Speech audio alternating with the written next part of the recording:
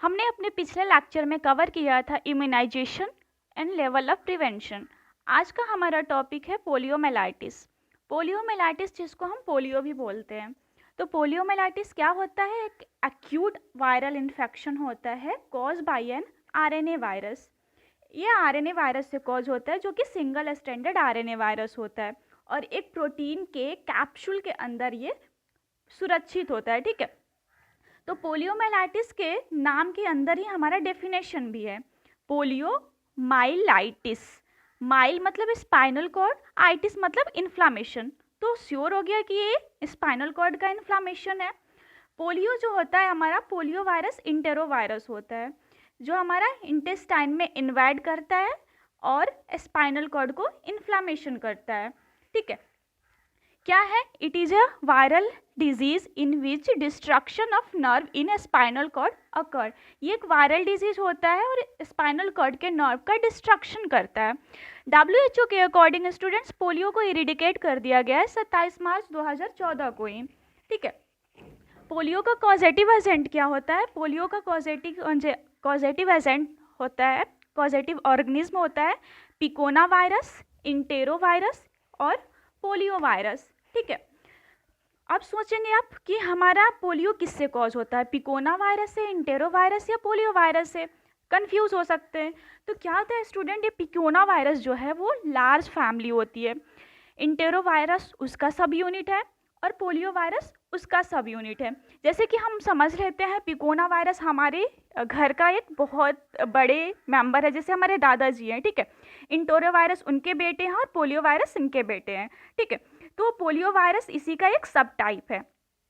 Polio का incubation period कितना होता है? 7 से 14 दिन होता है। इंक्यूबेशन पीरियड मीन्स किसी ऑर्गेनिज्म में एक्सपोज होने तक के फर्स्ट साइन सिम्टम एराइज होने तक के पीरियड को हम इंक्यूबेशन पीरियड बोलते हैं।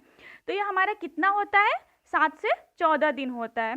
एज लिमिट देखते हैं हम किस में होता है, किस एज ग्रुप में होता है। तो polio virus, polio disease mainly हमारा 6 से 3 साल तक के बच्चों में होता है, लेस देन 5 ईयर। बट हम ये श्योर नहीं बोल सकते हैं कि हमारे बच्चों में ही होता है, कभी कभी हमारा अदर एज के पीपल में भी पाया गया है। ठीक है, सीजन हम किस में होगा? रेनी सीजन में मोस्टली होता है। मोड और रूट ऑफ ट्रांसमिशन देखते हैं, तो एक हम नाम यूज करते हैं हमारा फीको ओरल रूट। ठीक है, फीको ओरल रूट से होता है। देखो, जैसे हमारा कंटामिनेटेड वाटर या फूड का हम जब खाते हैं, हम लेते हैं, तो उसके साथ हमारे जो पोलियो वायरस है तो वो हमारे खाने के साथ हमारे इंटेस्टाइन में चला जाता है। जैसे कि कोई पोलियो से इन्फेक्टेड पर्सन है, पोलियो से इन्फेक्टेड बच्चा है, वो कहीं भी जा कर के खुले में जा कर के फेसेस किया, ठीक है, टॉयलेट किया, तो उससे जो हमारा है, हमारा उसमें गाजर है, सब्जियां हैं, अगर उससे हमारा कंटामिनेटेड फूड हमने खा लिया, ठीक है, तो उसके थ्रू हमारे इंटेस्टाइन में जा कर के पोलियो वायरस ब्लड के थ्रू हमारे नर्वस सिस्टम को डैमेज कर देता है। और स्नीजिंग और कफिंग के थ्रू भी ये फैल सकता है। जैसे कि हमारे ड्रॉपलेट से स्नीजिंग कफिंग के थ्रू ये सिक्रीशन जो जाएगा ड्रॉपलेट के फॉर्म में, वन पर्सन से दूसरे पर्सन में ट्रांसफ़र हो सकता है, इससे भी हमारे ट्रांसमिशन हो सकता है। तो हम इसका पैथोफिजियोलॉजी देखते हैं कि इसमें होता क्या है। आप लोग तो जानते ही हो कि हमारा जो नर्वस सिस्टम में 2 पार्ट होता है, peripheral nervous system and central nervous system. तो सेंट्रल नर्वस सिस्टम में हमारा आता है ब्रेन और स्पाइनल कॉर्ड, ठीक है, और पेरीफेरल नर्वस सिस्टम में मोटर और सेंसरी न्यूरॉन आते हैं। मोटर और सेंसरी न्यूरॉन क्या होता है, आप ये सोचोगे, तो मोटर और सेंसरी न्यूरॉन, मोटर जो होता है वो carry signal from central nervous system to the outer part, muscle, skin, gland of your body. क्या करता है ये? सिग्नल्स को कैरी करके हमारे शरीर में लाता है। ये जो मोटर न्यूरॉन है हमारे सेंट्रल नर्वस सिस्टम से सिग्नल लेकर के हमारे स्किन में, मसल्स में, ग्लैंड्स में लाता है, ठीक है। और सेंसरी न्यूरॉन क्या होता है? जो हमारे आउटर पार्ट है, जैसे हमारे पेरीफेरी से इंफॉर्मेशन को लेकर के, सिग्नल को लेकर के हमारे सेंट्रल नर्वस सिस्टम में भेजता है।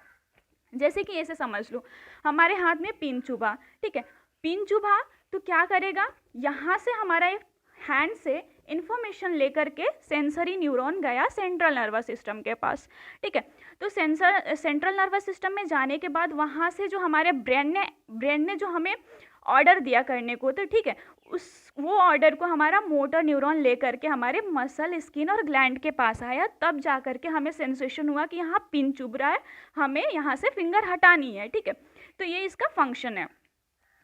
तो क्या करता है ये पोलियो वायरस, क्या करता है, वायरस इंटर द बॉडी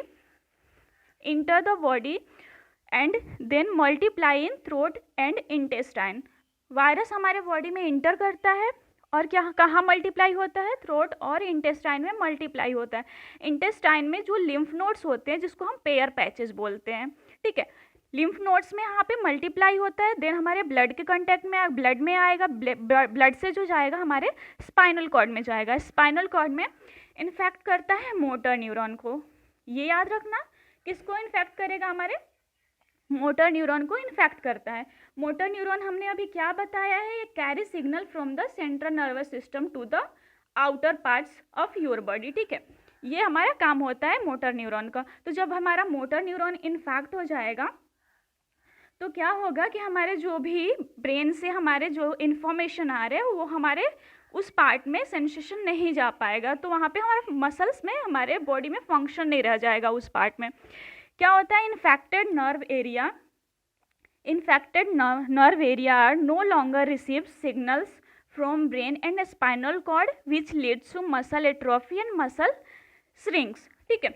अगर हमारे यहाँ पे हमारे जो स्पाइनल कॉर्ड्स के यहाँ पे इन्फेक्शन हुआ, ठीक है, तो यहाँ का जो नर्व है वो डैमेज हो गया, तो यहाँ से जो भी हमारे पेरीफेरल नर्वस सिस्टम में से जो भी हमारे पेरीफेरल नर्व आ रहे हैं, जैसे कि हमारे नर्व जो है हमारे हाथ में सप्लाई कर रहे हैं, तो यहाँ पे हमारे नर्व में जो है यहाँ से इन्फेक्शन हो गया, तो यहाँ से कोई सिग्नल नहीं जाएगा, तो यहाँ पर हमारे मसल्स में एट्रोफी हो जाएगा, मसल में श्रिंकेज हो जाएगा, ठीक है, यही होता है। फिर क्या होता है, हमारा साइन सिम्टम क्या होता है, अर्ली साइन सिम्टम में जो हमारा होता है, अर्ली साइन सिम्टम में फ्लू लाइक सिम्टम दिखता है। फ्लू लाइक सिम्टम में जैसे कि रनी नोज हुआ, फिर हमारा जो रनी नोज हो जाएगा, एनोरेक्सिया, नोजिया, वोमिटिंग, ये सब देखने को मिलेगा, ठीक है। जीआईटी का सिम्टम है anorexia, nausea, vomiting, diarrhoea, constipation, ठीक है। ये नॉन पैरालाइटिक पोलियो में होता है। जब हमारा यही नॉन पैरालाइटिक पोलियो जो है सीवियर फॉर्म में आ जाएगा तो हमारे सेंट्रल नर्वस सिस्टम को अफेक्ट करता है।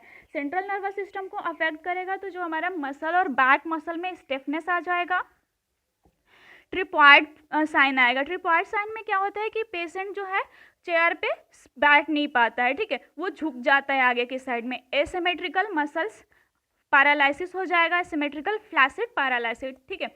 एसिमेट्रिकल मतलब अगर दोनों हाथ में पैरालिसिस हुआ तो एसिमेट्रिकल हो गया, अगर वन हैंड के साइड में पैरालिसिस हुआ तो असिमेट्रिकल फ्लैसिड पैरालिसिस बोलेंगे। मोटर रिस्पॉन्स लॉस हो जाता है, ठीक है। Polio is most severe form, can cause paralysis and death, sometimes ये डेथ भी कॉज कर सकता है, ठीक है। Loss of muscle reflexes, muscle pain and spasm and floppiness, ठीक है, ये हमारा पैरालाइटिक पोलियो का सिम्टम है।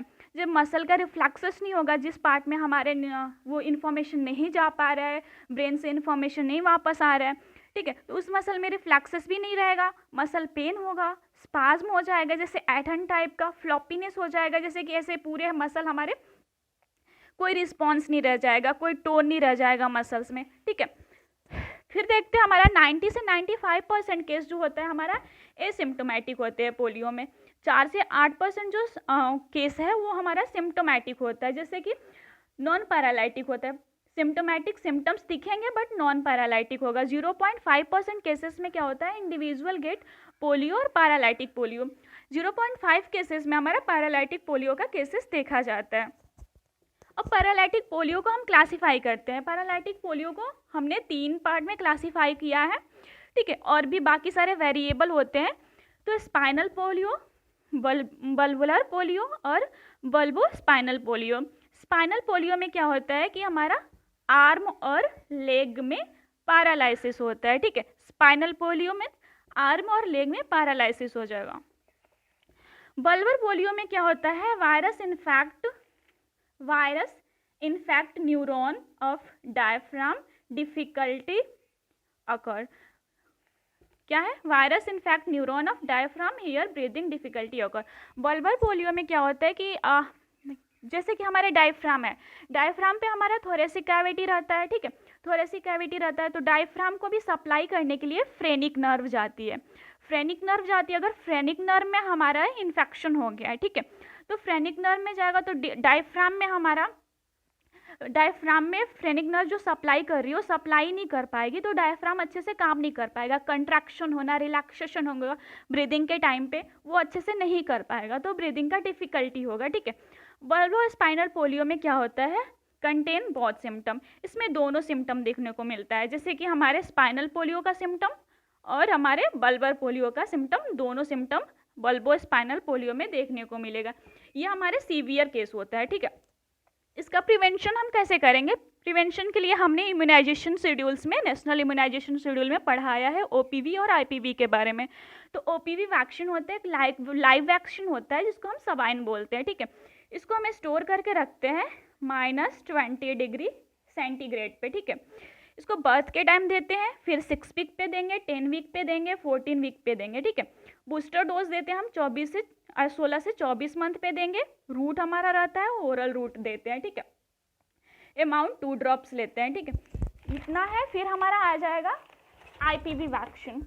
आईपीवी वैक्सीन में क्या होता है कि ये हमारा किल्ड वैक्सीन होता है, इनएक्टिव वैक्सीन होता है, इसको हम साक बोलते हैं, ठीक है, ये हमारा साक बोलते हैं। इसको आईएम देते हैं, थाई में देते हैं, और ठीक है, बाकी इतना इम्यूनाइजेशन शेड्यूल्स में मैंने इसका अलग से लेक्चर तैयार किया है, ठीक है। The best prevention measure for poliomyelitis is insuring hygiene and encouraging good sanitation practice. इसका बेस्ट प्रिवेंशन यही है कि हमें क्या करना है? हाइजीन मेंटेन करना है, गुड सैनिटेशन प्रैक्टिस को इनकरेज करना है, ठीक है। नर्सिंग अगर स्टूडेंट्स है तो नर्सिंग मैनेजमेंट मोस्टली है, ठीक है।